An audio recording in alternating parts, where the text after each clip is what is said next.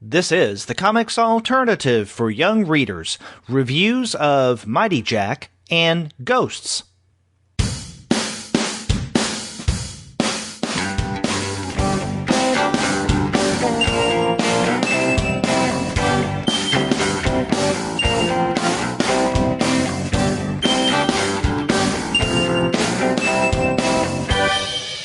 Hello, and welcome to another episode of the Comics Alternative for Young Readers. I'm Andy. And I'm Gwen, and we're two people with PhDs talking about comics. That's right. And on today's podcast, we're going to talk about two new books. First, we'll discuss Mighty Jack by Ben Hatke, and then we will talk about Gwen, a book that a lot of people have been waiting for. Not that they haven't been waiting for Ben's book, but Ghosts by Raina Telgemeier. Absolutely. It's really an exciting week here at the Comics Alternative. It really is. Those are two books that we've been itching to talk about, and now the time is finally here. But before we get to those titles, we'd like for everyone to know that this episode of the Comics Alternative for Young Readers is sponsored by Discount Comic Book Service. Go to dcbservice.com for all of your pre-ordering needs. There you will find DC, Marvel, Image, and Dark Horse titles for 40% off. The other publishers you'll find there, you'll find at 20 to 35% off. Sometimes the specials run from 45 to 50% off the cover price, and sometimes, believe it or not, the discounts are even more impressive than that. That's right, Andy. And this month, Discount Comic Book Service has a Marvel Kids bundle that includes Marvel Universe Avengers Ultron Revolution number 4, Marvel Universe Guardians of the Galaxy number 13, and Marvel Universe Ultimate Spider-Man vs. the Sinister Six number 4, and you get all those extremely lengthy titles. The titles themselves are worth the price, might I add, for $4.47, which is 50% off the cover price. And the DC bundle is also a really great value this month. You get Looney Tunes number 223. You get Scooby-Doo Where Are You number 74. Scooby-Doo Team Up number 19. And Teen Titans Go number 18, all those comics for just $5.96, which again is 50% off the cover price. And I will add that while neither of the comics we're talking about today have yet to be released, DCBS does have Hatke's Little Robot, which we reviewed earlier this year and will probably mention again today, for $11.89, which is 30% off the cover price. That is true, and they also have, as Gwen said, the new book by Ben Hatke is not available, and also Ghosts from Raina Telgemeier is not available. But you can go to DCB Service and get a bundle of 4 of her Babysitters Club graphic novels, and those are great. there. So yeah, you can get your Ben Hatke fix and your Raina Telgemeier fix at DCB Service. We hope you will go to DCB Service and see what they have there, some of those great deals that Gwen mentioned, and some of the Hatke books and some of the Telgemeier books. Well, Gwen, before we get into our books, it really doesn't seem like it, but we have an anniversary coming up very soon. Aw, and we do, don't we? We do. I was looking back, and September 18th, 2015, we had our very first Young Readers episode on the Comics Alternative. That's right, and we did Sunny Side Up by Jennifer and Matthew Holm, and I believe we did Baba Yaga's Assistant by Marika McCool, right? That is exactly right. So, actually counting the Eisner Award show that we did last couple of times, I think what we're recording today is actually our 13th episode because we did one extra episode. So Lucky 13. Lucky 13. So or Baker's Dozen. That's it. Yeah, or Baker's Dozen. So, we would certainly like to thank all of you who have been listening from the beginning, and anyone else who joined in late or, listened to certain episodes that you were interested in. No matter what, we want to thank you all for listening to the Comics Alternative for Young Readers. We hope you're continuing to get something out of it. Gwen, I think we can safely say that both of us are enjoying it very much. Absolutely. And you're so fun to work with, Andy, and to talk with, and you're so knowledgeable about comics. And I'll also say we really love hearing from listeners. We just recently got a really lovely long query from a listener. And it was fun to sort of see what she was thinking. And Andy, you did a great job, I think, in sort of filling in some background information for her. So, please do be in touch with us. Yes, please do. And Gwen, it's wonderful working with you. I mean, these are things that you guys are talking about in the academic world, and that opens up so many avenues that I typically wouldn't think of just being a public librarian. So I certainly appreciate everything that you bring to the table too. Plus, it's just a lot of fun hanging out with you on the podcast too. Absolutely. We have a good old time here, and we get to talk about such wonderful books. Yeah, I mean, we really, really are fortunate. And I think we should hat tip to the two guys, too, for giving us this platform to talk about the books we love so much. So thank you, Derek and Andy. Yes, thank you, guys.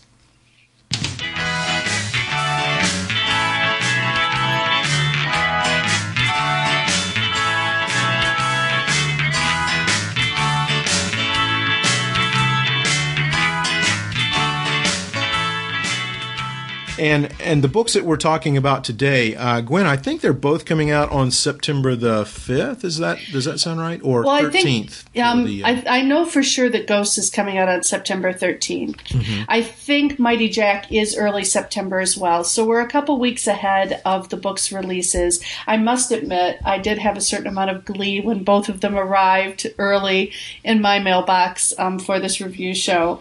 But our young readers and listeners will be able to get a hold of their copies very soon. That's right. You won't have to wait very much longer at all. Well, let's go ahead, Gwen, and jump into our first book. And our first book is Mighty Jack by Ben Hatke. Now, we've spoken about some of Hatke's work before. As Gwen told you, you can get some of his books right now on DCB Service. One of those books we talked about, Little Robot, was actually an Eisner winner just a couple of weeks ago. So that is definitely a book that you want to check out. If you enjoyed that, you're going to enjoy this one too. Again, this is by Ben Hatke, written and illustrated by Hatke, colors by Alex Campbell and Hilary Sycamore. This comes to us from First Second, and the publisher suggests that this is appropriate for ages 10 to 14. Gwen, I think we could probably go either side of that. They could certainly go younger than 10 and much older than 14. Yeah, Jack is a teenager himself, and so and ends up having to make some pretty serious decisions. And so I think I agree. I could easily see, really, honestly, I think it's almost an all ages comic. There's so much that's going on in here that is philosophically interesting, and I think would keep the attention of a general reader. Yeah, and we're going to have more to say about the older readers of this title in just a few moments. But let's talk about what the book is about.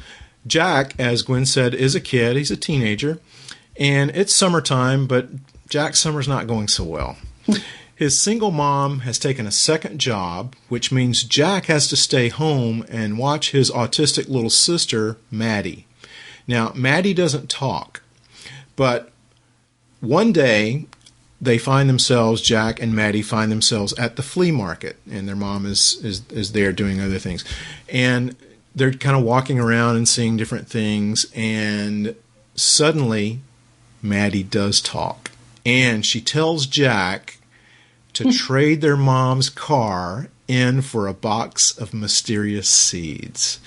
So, that's not the type of thing that Jack needs to do. He doesn't need to trade his mom's car, but guess what happens? So, the Mighty Jack is such a fun book, and as you might think from the title and from the storyline that we've given you so far about getting a bag of seeds, it is based somewhat on the fairy tale of Jack and the Beanstalk, and it contains some elements of that story, but it really is its own story. And I love how Hatke started this book in his acknowledgments page. He writes, "This one's for my mom, who taught me about the magic of libraries." So that's going to be special to me. But at this flea market, again, where Jack is there, he not only meets this guy that sells him seeds, and he also meets a bookseller, but we also see what I'm calling other parts of the Hatke-verse. because other characters make brief appearances in this book that you have seen in other books if you are a Ben Hatke reader. In fact, there's a very, very brief scene that will remind you of Little Robot. There's a little bit more extended scene that will remind you of some of the characters in the Zeta the Space Girl stories. So you'll see some maybe familiar faces, but if this book is your first exposure to Ben Hatke, it's going to give you some other things to explore as well. Yeah, now, and it's a good standalone, right, Andy? We don't want to discourage people. Yeah, you can read it on its own and fully get into the universe and understand what's going on. Absolutely. Yeah, you don't have to have read those books, but it will be a little bit more enriching if you have. And I think you'll probably want to read the other ones too. Mm-hmm. Well, so Jack makes this really, really bad deal, but he also meets a girl named Lily, and he has seen her having sword practice earlier in the book. Now, this takes place in the present day, so it's kind of odd to see a young girl or anyone having sword practice, but he witnesses that, kind of wonders what's going on. Later, Jack finds out that Lily is homeschooled, and she's pretty tough. She's fearless, and she wants to help Jack and Maddie with these seeds to plant a garden. But pretty soon, some really strange things start to happen, and Jack learns that he has set off a weird, magical, dangerous series of events by starting this garden. Absolutely. And in fact, I think the word dangerous, which appears multiple times in the text, is one that readers will want to focus in on. At one point in the narrative, Lily says, just because something's dangerous doesn't make it evil. And that's what I meant earlier when I said that this is a book that operates on many levels. One of them is very philosophical. Jack and Lily really end up debating some of the key ideas we have about what we think on the surface may look like something that is evil, but may actually be something that is simply unfamiliar to us or something that we don't understand. And so I think that a lot of that runs through this text and makes it a really multi-layered read.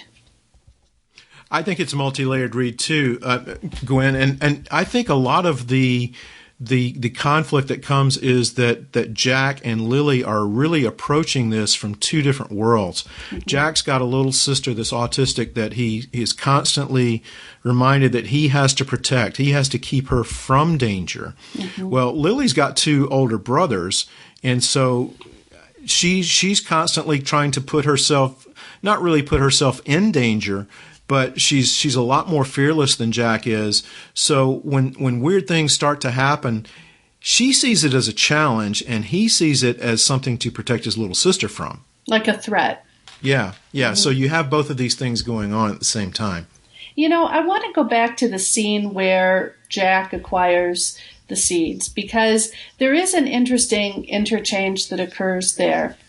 The person who sells the seeds is this young man. He and his girlfriend or partner come across as being somewhat shady.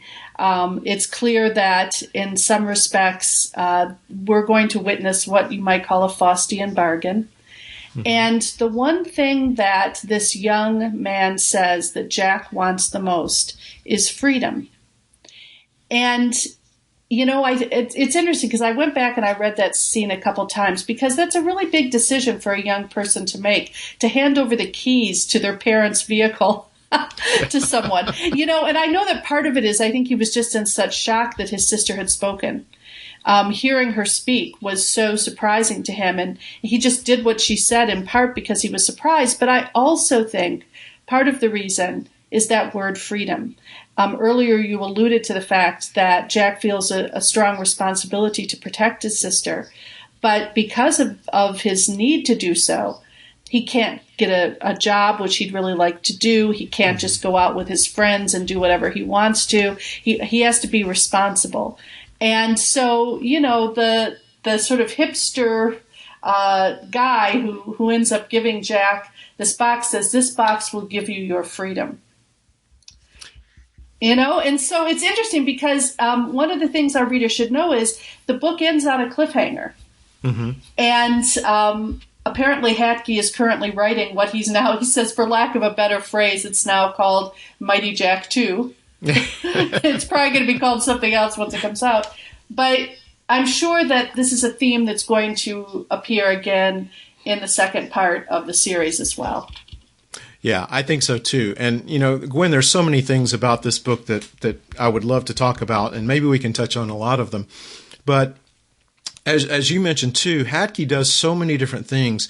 He really is a master storyteller. And not only with his protagonists here, Jack, but really everybody in the story. He knows exactly how much to reveal about each character and when. And this maybe this didn't get quite the buzz that Raina Telgemeier's book did, but the cover was revealed in Entertainment Weekly a while back, and Entertainment Weekly is pretty big. So when you get your cover revealed by Entertainment Weekly, you've pretty much arrived. So I'm hoping there's a lot of good buzz about this. But getting back to the characters for a second, this is, as we mentioned, kind of loosely based on a fairy tale. And in a lot of fairy tales that we've heard as kids, a lot of times the adults are either in the background or they don't even appear at all in those stories. Mm-hmm. But in this, I really like how Hatke has put the mom's character in the story.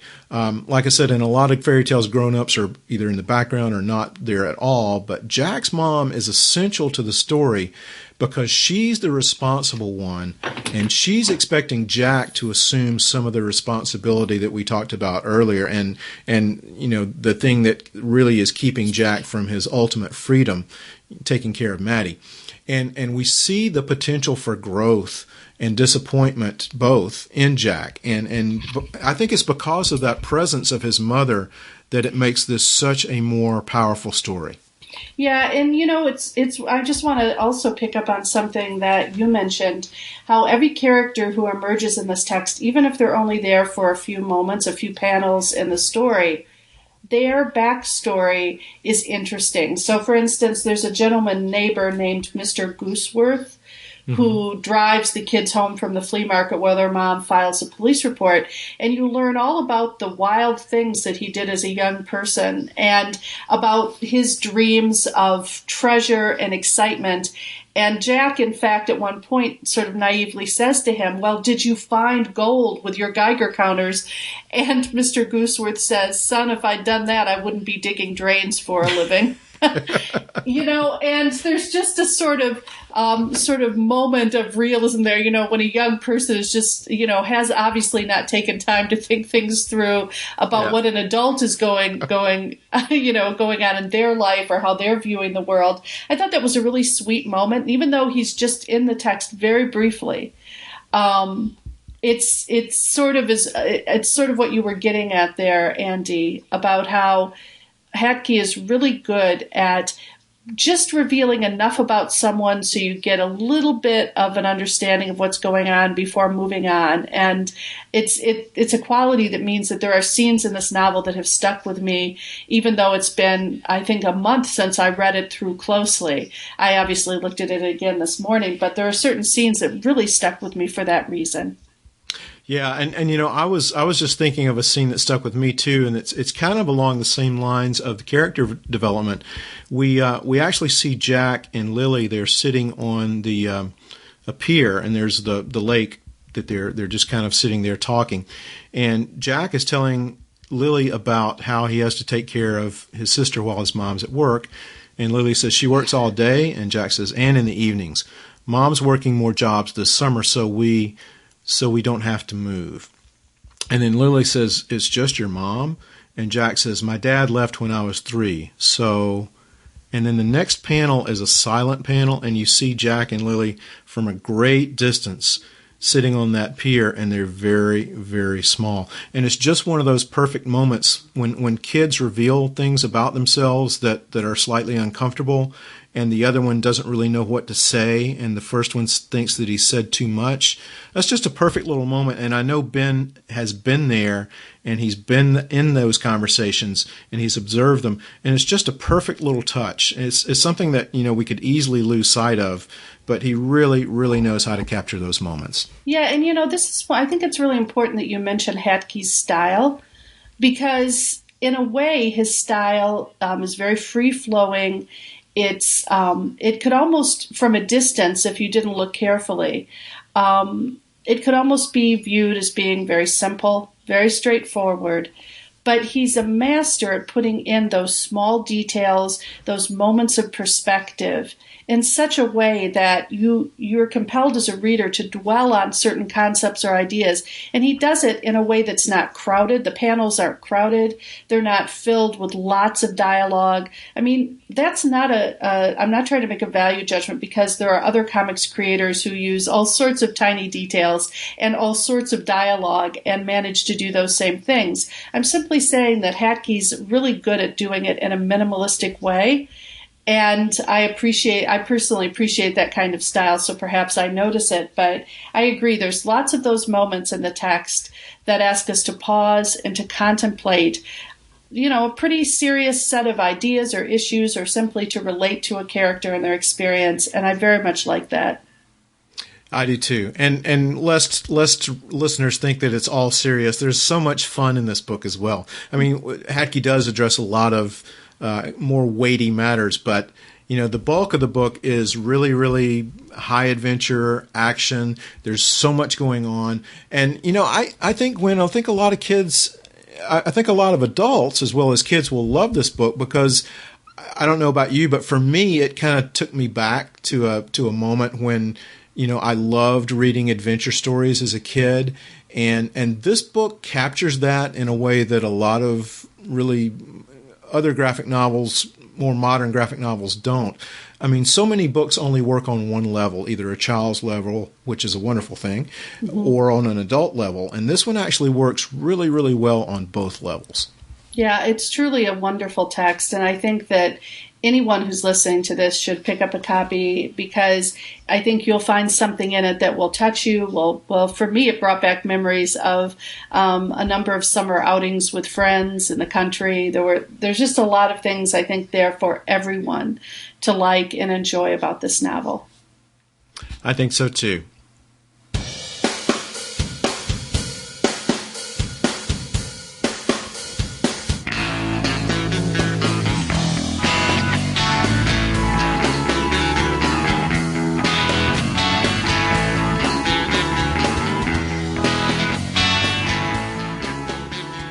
Well, Gwen, are you ready to tell us a little bit about Ghosts?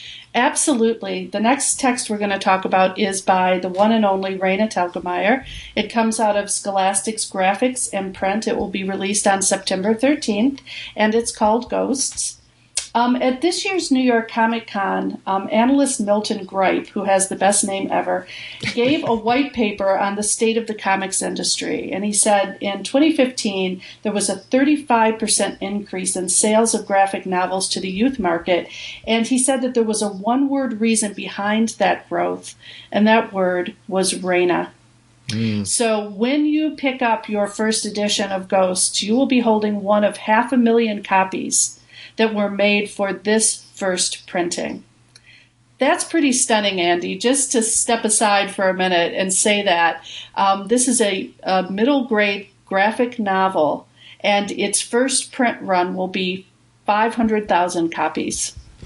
Yeah, and Gwen, some listeners may not recognize the monumentalness of that number, because most graphic novels get a far, far lesser print run, especially with their first printing.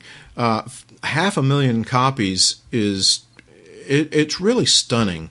I don't know how much of the entire publishing industry graphic novels takes up, but it's probably not a huge, when we look at the entire scope of all publishing, it's probably not an enormous amount, but 500,000 copies is crazy big. Well, to put it a little bit into perspective from my own research, a text like Ms. Marvel, which was extremely popular when it came out, that's just a comic book. I think its highest ranking at one point was maybe 11th, which is really high for a superhero comic anyway. Mm-hmm. But I think, if I remember correctly, for that month, there were maybe 14,000 copies in sale.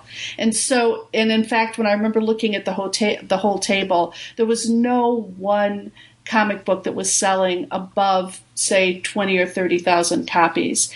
In children's literature, a typical print run is certainly not 500,000, even for a really established author. In fact, the only authors I can think of where that might happen would be J.K. Rowling, for instance, or Stephenie Meyer, or an author of a very popular series. So to have a comic come out with a first run of 500,000 copies demonstrates the reach and the profound effect that Raina Telgemeier has had, not just on her readership, but on children's comics as a whole.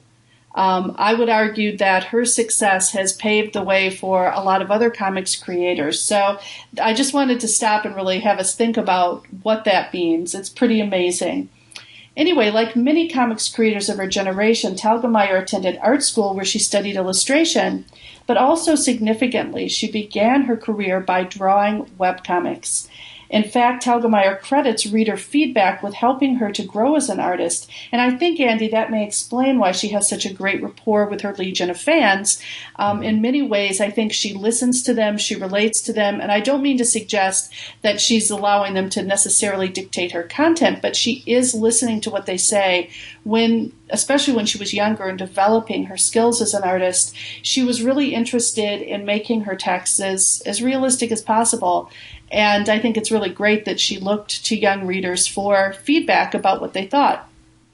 Her first graphic novels, Smile and Sisters, were memoirs that focused on two aspects of her coming of age: illness and sibling relationships. In Smile, a young Raina has an accident and ends up spending most of middle school undergoing painful and sometimes unsightly dental reconstruction. But more than just cataloging those procedures, Telgemeier goes further by linking her insecurities regarding her appearance to the typical anxieties that middle schoolers usually have as they enter puberty. So there was sort of that deeper level that we were talking about before with Hatke's work also exists in Telgemeier's work. In Sisters, she describes the often contentious relationship that she had with her younger sister Amara as the family travels across the country to go to a reunion. And I'm sure that many of our listeners this summer have been on a trip to visit with family and maybe have attended a family reunion. Telgemeier depicts the everyday conflicts and concerns of young people really well. In fact, it's her ability to record the ordinary that I think explains her appeal to young readers. She captures uncomfortable moments really, really well. In Sisters, for instance, there's a scene where it becomes clear that though Raina loves her extended family, she doesn't exactly know how she fits into it. This is not an earth-shattering revelation, yet it's one that many of us have experienced and often, honestly, don't share with our families. Seeing a young person handle this emotion brings a recognition in the reader and assures them that their own misgivings are typical and can be survived. So I think that there's something about, I think if you want to look, there's probably many reasons for Telgemeier's appeal, but I think that one of them is she's dealing with issues that may not seem on their own to be that staggering, but really are the things that coming of age are really all about. At any rate, what's lovely about her new novel, Ghosts, is that she returns to the subject matter of her memoirs, illness and sibling relationships, but does so with an entirely fictional family, the Allende Delmars, who moved from Southern California up north to a location that to me looks a lot like Santa Cruz, but in the text is called Bahia de la Luna. Katrina, or Kat, and her sister Maya have a very close relationship, but there's enough of an age difference that Kat sometimes resents having to include Maya in things that she does with her sort of middle school friends. Maya has trouble making friends her own age because she's been pulled from school so often due to complications that arise from cystic fibrosis. In fact, the family makes the move to Bahia de la Luna so that Maya's lungs will benefit from the cool, foggy coastal air. Kat resents having to leave her friends and resists becoming friendly with Carlos Calaveras, the son of a friendly neighborhood family and a tour guide at a local landmark, an arcade that is purportedly haunted.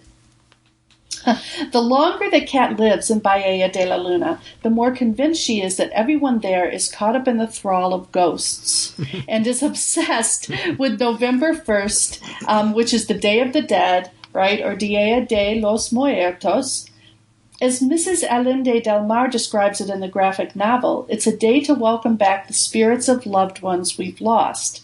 In fact, Maya, with the assistance of Carlos, sets up an altar or ofrenda for Kat's maternal abuela in the hopes that she might visit. So there's this hope that maybe Grandma will come and that they'll be able to visit with her spirit. As it turns out, Katrina's aversion to ghosts has less to do with fearing the paranormal and more to do with fears surrounding her sister's health and happiness. In this respect, the graphic novel examines how Katrina learns to adjust her beliefs regarding life and death. So, Andy, here we have another comic that really is working on a number of levels, and I'll be so interested to know what you thought about it. Well, I was thinking, too, about the comparisons with Mighty Jack, because there you've got a boy who's really trying to protect his sister from harm, from danger, and here we have the same thing with Katrina or Kat trying to protect Maya from really her own medical condition. So both of these protagonists have a job to do, and they don't always do it the best way. They don't always go about it in the smartest way, but and there's so much. Like you said, there's so much depth in this story. There are so many things going on in Ghosts. Part of it is the multicultural family structure that we have from the very, very beginning. We have Kat and Maya's parents. Their father just looks like a regular white guy, and their mother is a Mexican American. So we've got a diverse family going on, and then they're moving to a place that is a different, in many ways, a different culture, and Katrina is trying to figure out exactly how much of this culture is she cool with, and when she starts hearing about the ghosts, especially from Carlos, she's like, I'm not really sure if I'm going to fit into this culture, not just culturally, but dangerously. Is there a danger in learning this new culture, and is there a danger of just being here? Because according to Carlos, there's all these ghosts going on. So again, you've got sibling rivalry, you've got bonding, you've got death, you've got different cultures. There are so many themes going on here, and Telgemeier handles them really masterfully. One of the things I'll direct our readers to when they get their copy is the acknowledgments page, because it's there that Raina talks a little bit about her inspiration. She writes, "This book drew a lot of inspiration from my cousin, Sabina Castillo Colado, whom we lost to cancer when she was 13. Sabina was one of the most inspiring kids I've ever met, spirited, joyful, and not interested in letting her illness define her or slow her down. She is greatly missed and will never be forgotten." And there's a way in which I think you see, Telgemeier working with that sort of dynamic in this text in a really heartwarming way. Mm-hmm. It's just, to me, it's a beautiful text, and I think one of the things that it's so dependent upon is Telgemeier creating the right mood for the story to unfold. One of the things that she also writes about in her acknowledgement is the beautiful coloring work done by Braden Lamb, who was brought on board to do the colors. And I actually lived in Northern California for nearly 5 years. I absolutely love it there. I miss it so much. And really, the colors are stunning. There's the gray-blue sea. There's the brown and green Highland mountains. There's the cool purples of the sky and the foliage. It's just so beautiful. It really evokes a sort of dreamy, almost a sort of space between sort of the bright sunshine of Los Angeles, where they've come from, and the sort of mystical other world, right? And so it's sort of this middle point there, and the fogginess and the way that the fog comes in is depicted so well in this text. It's interesting, in Smile especially, there's a couple of scenes that Telgemeier puts in of sort of images of the Bay Area that share that color palette. And in the acknowledgement, she notes that she gave Braden Lamb a list of things she wanted him to evoke, and she thanks him so much for doing that with the color. So it's clear that there was a lot of intentionality there, and it's really almost another, the setting itself is almost another character in the text. You know, it really is, because it is such a different atmosphere for this entire family. And you're right. It is basically a whole nother world for them. And you're absolutely right on target by saying the colors really do capture that. There's all kinds of wonderful scenes. There's a really nice one where where Kat is going, I think, to join Carlos for this costume party. It's the Day of the Dead celebration, and they're passing by this mural, and it's basically just a wooden fence, but it's been painted as a mural, and I'm on page 180, but it's just gorgeous, and it's like the third panel is just, you can just imagine that being in real life, and then in the next panel something really odd happens that is so clever. That's just such a wonderful thing, but not only the celebrations, but you're exactly right. Going from Los Angeles to Northern California, which I went to for the first time earlier this year, which was just a revelation. But you're right about the colors being so vivid and so much a part of the story. And as we get into the real celebration of the book, there's just color everywhere. I mean, it's just so well done. And one thing I want to point out to parents, especially if you have children maybe on the younger side, and I think this book is totally appropriate for kids on the younger side. A book titled Ghosts, if that would scare their children, you really don't have anything to fear from this. The way the ghosts are portrayed is very, I guess we could say, user-friendly and non-threatening. And, it's the scarier things are really not the ghosts in this book, but it's some of the things that Kat has to come into contact with as a result of her sister being sick. So if you have a young reader who is easily scared, I don't think this book is going to really going to scare them. No, I think really it's going to introduce them to magical realism. Yeah. And that's a very important literary and cultural tradition that will serve them well in other texts that they read. But it's the first time that I've seen this manifest itself in Telgemeier's work. The other text that we haven't mentioned yet is Drama, which was her last graphic novel, and it focused on a young woman. It actually was more fictional, although it was loosely based on Telgemeier's middle school years. But it's about a young woman who becomes the sort of a stage crew for a middle school production. And so, if you think about her previous texts, most of them have not only been set in highly realistic places like the family home, the school, etc., but they haven't really dealt that much with spirituality. This text really does. It's a departure, I believe, for Telgemeier in that way, and I think it adds just yet another layer of depth to her work.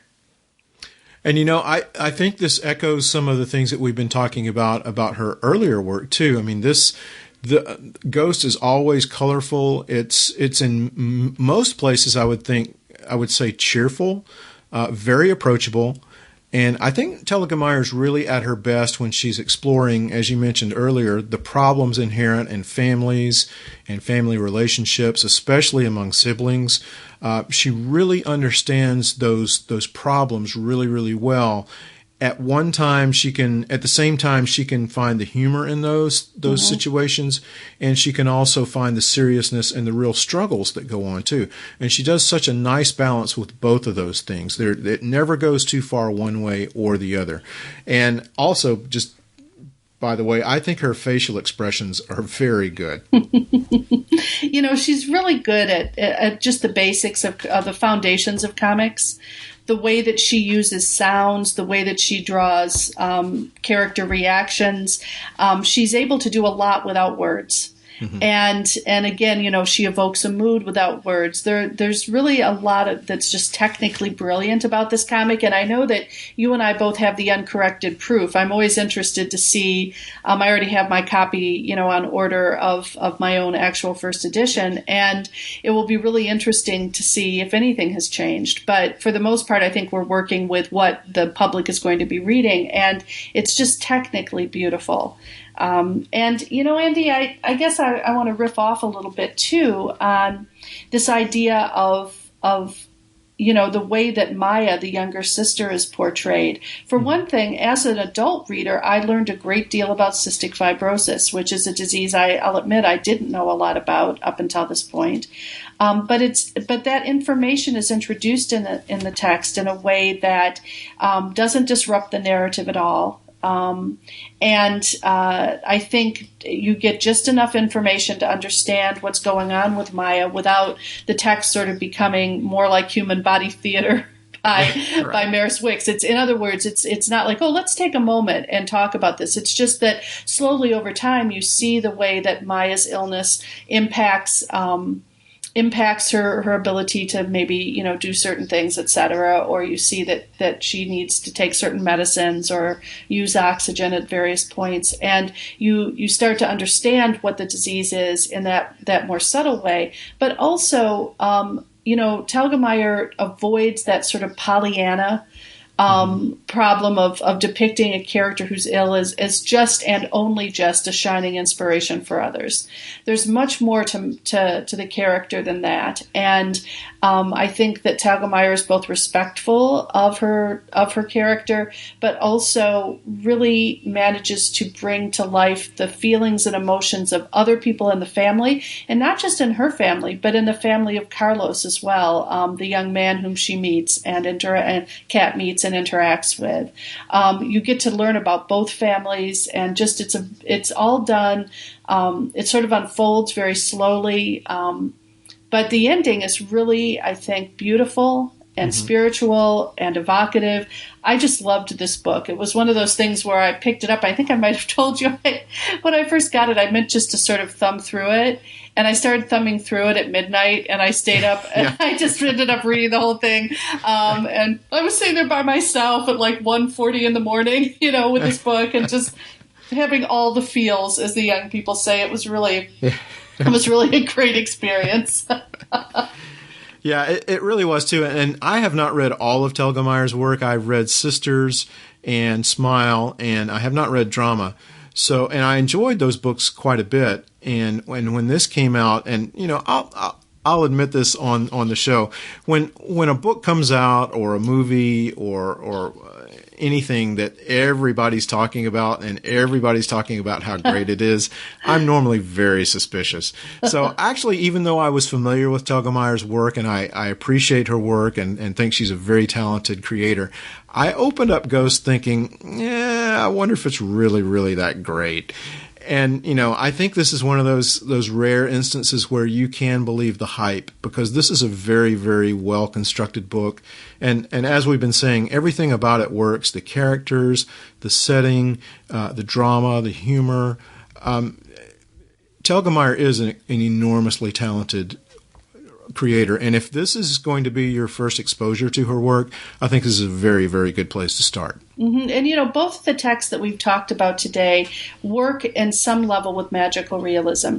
Mm-hmm. I think that's really significant. I mean, part of what we're trying to do here is not give away too much of what happens, because obviously we want our readers to have that wonderful and enjoyable experience themselves. But I'll simply say that the way that both authors handle magical realism is very deft, and it really brings a lot to the text. And so also, if you're especially thinking about this book for a younger reader, I think that there are questions that those readers might have about what happens, but they're great questions. They're questions that allow us to get at really tough topics. What is good? What is evil? What should we be afraid of? What are we really afraid of? What are we just using as something to avoid really thinking about what we're afraid of?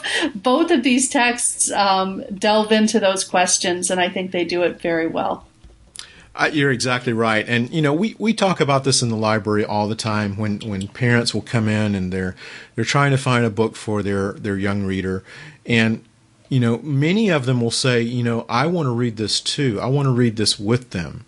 And, we certainly applaud that. In fact, we give a standing ovation for that. Because, as you said, there's so many concepts in both of these books that lend themselves to really, really good discussion, getting children and their parents talking about not just how much fun they enjoyed reading the book, but about bigger issues. And there are some big issues here. So, I do encourage the parents that are listening, read these books with your children. And I think you will be amazed not only at the books themselves, but at some of the great conversations that you'll be able to have with your kids. Absolutely. And if you're a young person listening, get the book for yourself and read it with your friends.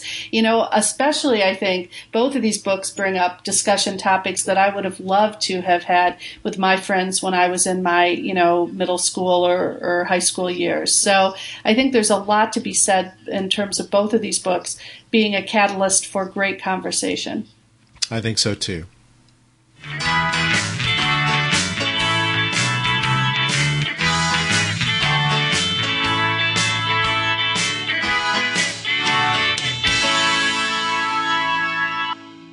Well, as we mentioned before, right now neither of these books is at DCB service, but you should still go there because they have other works by Telgemeier and Hatke.